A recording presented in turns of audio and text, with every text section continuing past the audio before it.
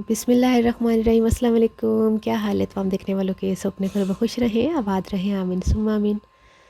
आज हम मौसमी हो या किन्नू हो, उसके छिलकों को हम आज ज़ाया नहीं करेंगे। इसकी बहुत ज़बरदस्ती खट्टी मिट्टी टॉफ़ी बनाएंगे।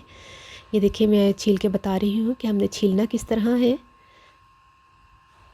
बड़ी बड़ी इसके पीसीस को हम निकाल लेते हैं छुरी से कट लगा कर। आराम आराम से इसको निकाल लें। तकरीबन 4 से 5 मैंने मौसमी के छिलके उतारे हैं। ठीक है, अभी यहाँ पर बता दूँ, ये देखिए इस तरह हमने निकाल लेने हैं।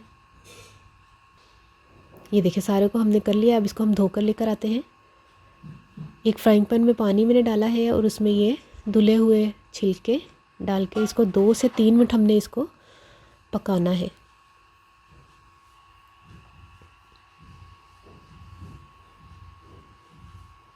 बिल्कुल डूबे हुए होने चाहिए, इसलिए मैं थोड़ा सा और पानी डाला है। और पानी मैंने बॉईल करने के लिए किसी पतीली में रखा हुआ है, क्योंकि हमें 2-3 मरतबा पानी में पकाना है। एक ही पानी में नहीं पकाना, ताकि इसमें जो कड़वाहट है ना वो ना रहे। हम एक ही पानी में अगर पकाते रहेंगे तो इन छिलकों की कड़वाहट ख़त्म नहीं होगी।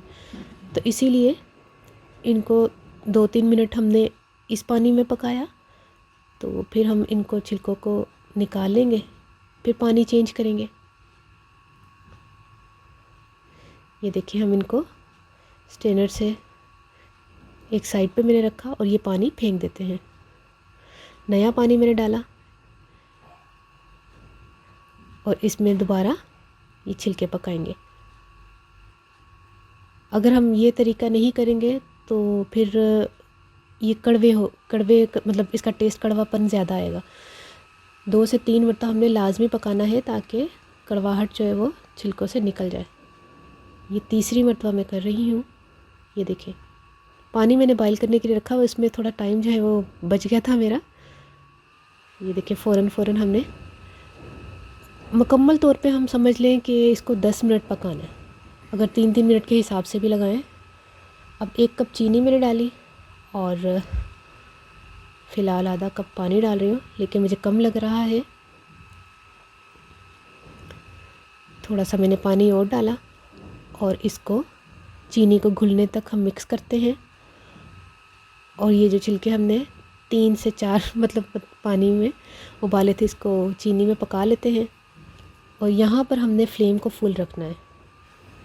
शीरा बिल्कुल सुखाना है।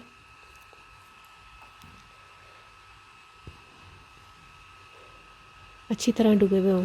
ये देखिए, शीरा सूख गया है तकरीबन। इसको अब हम चूल्हा बंद कर देते हैं। एक एक करके इसको किसी ट्रे में रखती जाएं, ताकि जैसे कहते हैं ना कि अभी गर्म गर्म है तो हम इसको एहतियात से करेंगे। 5 से 6 मिनट इसको लगेंगे थोड़ा ठंडा होने में। ठंडा हो जाए तो मैं आपको बताती हूँ। देखिए कितने ज़बरदस्त ये। अगर उतरने में थोड़ा टाइम लगे, मुश्किल लगे, तो इसको छुरी से थोड़ा आराम से उतार लें। और ये ज़रूरी नहीं है कि हम इस तरह हम खाएं जैसे मैंने बनाया। इसको आप ज़र्दे में भी डाल सकते हैं। फ्रूट केक अगर आप बनाते हैं तो उसमें भी ये डाल सकते हैं, लेकिन उसके पीसेस ज़रा छोटे कर लीजिएगा। जब आप फ्रूट केक में डालें तो और छोटे छोटे इसके पीसेस कर सकते हैं। लेकिन चूँकि ये मैं टॉफ़ी बना रही हूँ, इसलिए इसको लंबा लंबा काट के कैस्टर शुगर, इसको बारीक जो चीनी होती है, तो वो इसके ऊपर कोटिंग कर दें, ताकि इसमें और भी जो अगर कड़वापन है या थोड़ा बहुत या जो खूबसूरती है वो बरकरार रहे। ये देखिए कितनी ज़बरदस्त। किसी भी चीज़ को ज़ाया करने से पहले सोच ले कि इसकी कोई ना कोई चीज़ बन सकती है। ये देखिए, आप ज़र्दा बनाएं या केक में डालें या वैसे ही खाएं। हाँ, गुड़ वाले चावल भी पा सकते हैं। मीठे चावल से हर चीज़ से पा सकती है, मज़ेदार जायका लगेगा।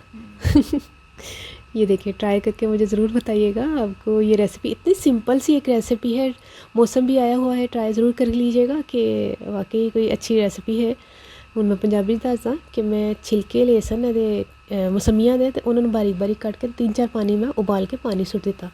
उस तो बाद चीनी पाई सी तो ਉਹਦੇ ਵਿੱਚ पकाया, तो फिर उस तो बाद आखिरी चीनी दे कोटिंग करके तैयार हो गया। ट्राई करके मुझे दसना तुहानू रेसिपी कैसी लगी। अपनी दाजू याद रख लेना। ओके, अल्लाह हाफिज़।